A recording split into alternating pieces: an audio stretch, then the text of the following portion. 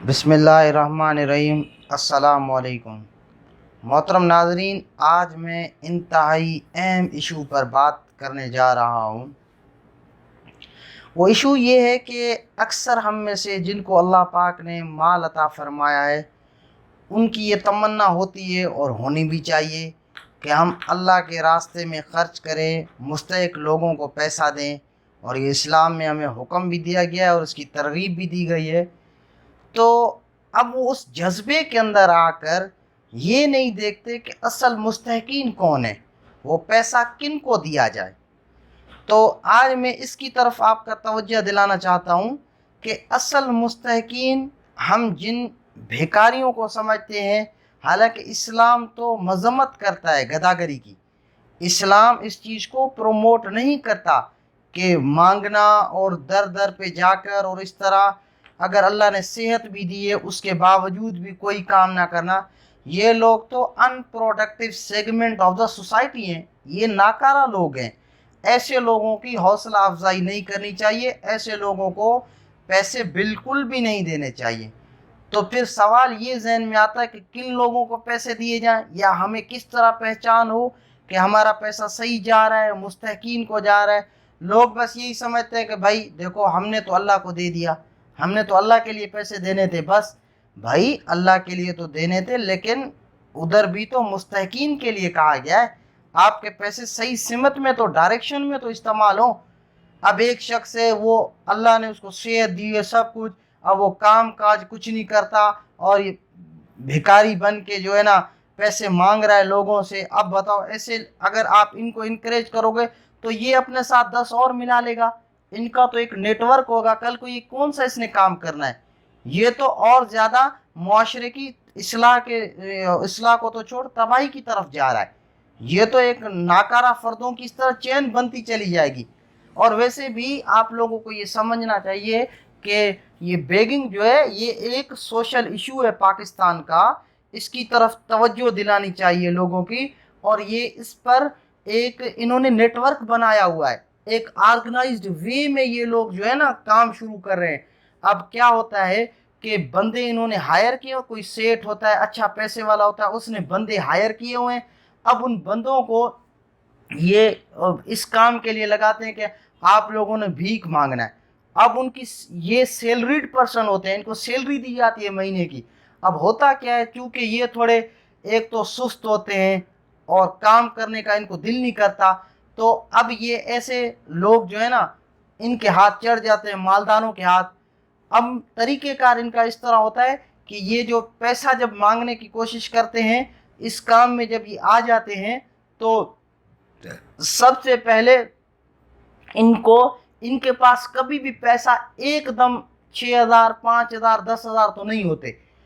اب تو اگر کوئی بندہ ان کو ہائر کرتا ہے اور وہ ان کو پیسے دیتا ہے تو ان کو خوشی محسوس ہوتی ہے، اور یہ سمجھتے ہیں کہ ہم جو ہے نا، حالانکہ جو یہ بھیک مانگ کر پیسہ کماتے ہیں نا وہ 10,000 5,000 سے زیادہ کماتے ہیں، لیکن وہ ایک جو ہے نا ایک سکے وغیرہ ہو گئے یا کچرے کی صورت میں ان کو پیسہ ملتا ہے، ایک جمع کیا ہوا پیسہ نہیں ملتا۔ تو اس سے کیا ہوتا ہے، یہ سمجھتے ہیں کہ ہم تو کم کما رہے ہیں، جس سیٹ نے ہمیں رکھا ہوا ہے وہ تو ہمیں زیادہ پیسے دیتا ہے۔ اسی لیے اب ان کے پاس وہ ہائر ہو جاتے ہیں اور یہ اس طرح بھیک مانگنا شروع کر دیتے ہیں۔ پھر یہ سارا پیسہ جمع کیا ہوا اس مالدار کو جمع کراتے ہیں، اور وہ مالدار جو ہے ان کو سیلری دیتا ہے۔ اور اس طرح یہ جو ہے نا ان مستحقین لوگوں جو اصل میں مستحقین ہوتے ہیں وہ بیچارے بھی رہ جاتے ہیں، ان کو بھی لوگ نہیں دے پاتے اور ان کے ہاتھ پیسہ آ جاتا ہے۔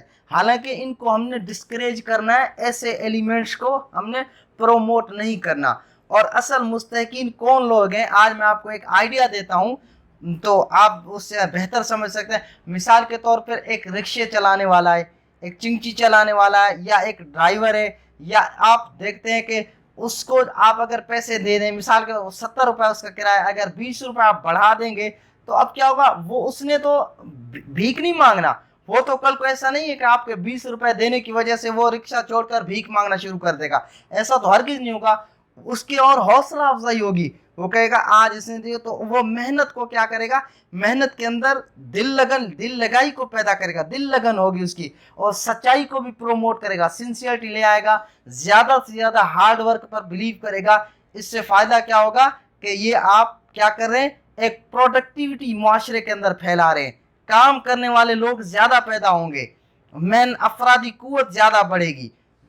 اسی طرح آپ اگر کسی بڑے ہوٹل پہ جاتے ہیں تو وہاں آپ نے اگر ڈائن کیا، آپ کچھ کھاتے ہیں، تو آپ وہاں کبھی بھی رعایت یا کنسیشن کا کوئی ایلیمنٹ نہیں ہوتا ہمارے ذہنوں میں، ہم جو پیسے وہ مانگتے ہیں وہی ڈیو بل پے کرتے ہیں۔ لیکن ہم جب ریڑی والے کے پاس جائیں گے، حالانکہ ہم نے 100 کی چیز خریدی ہے، تو اس پہ بھی ہم کیا کریں گے، بھائی کچھ تو ہم سے رعایت کر دو، کچھ تو پیسے کم کرو۔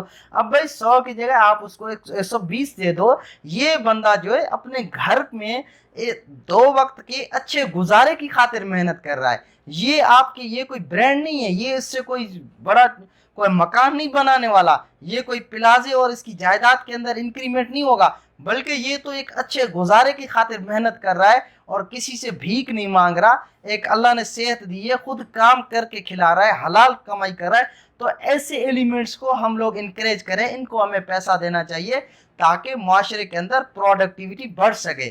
تو مجھے امید ہے کہ میری بات سے آپ اتفاق کریں گے اور آئندہ آپ بھی اپنے حساب سے اس چیز کو ہی پروموٹ کریں گے، نہ کہ ہم لوگ جو ہے نا ہمدردی میں جذبے کے ساتھ آ کر ایسی فیلنگس ہمارے اندر کریٹ ہو جائے اور ہم ایسے لوگوں کو پیسے دیتے پھریں جو آگے سماج کے اوپر بوجھ بن جائے۔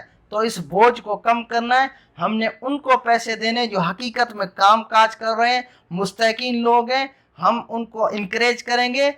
کبھی 10 روپے ایکسٹرا دے دیے، کبھی 20 روپے ایکسٹرا، یہ آپ کی پرسنالٹی کو بھی نکھارے گا اور آپ کے اندر یہ جذبہ ہوگا کہ میرا تعلق چاہے بھلے لوور اسکیل پر بھی ہو، لیکن میرا شمار، آپ کا ضمیر آپ کو کہے گا میرا شمار ان لوگوں میں ہوتا ہے جو ایک اچھے معاشرے کے اندر اصلاح اور معاشرے کی بہتری کے لیے تھوڑا اپنا جتنا بھی اللہ نے توفیق دی ہے اس میں سے اپنا کردار ادا کر رہے ہیں۔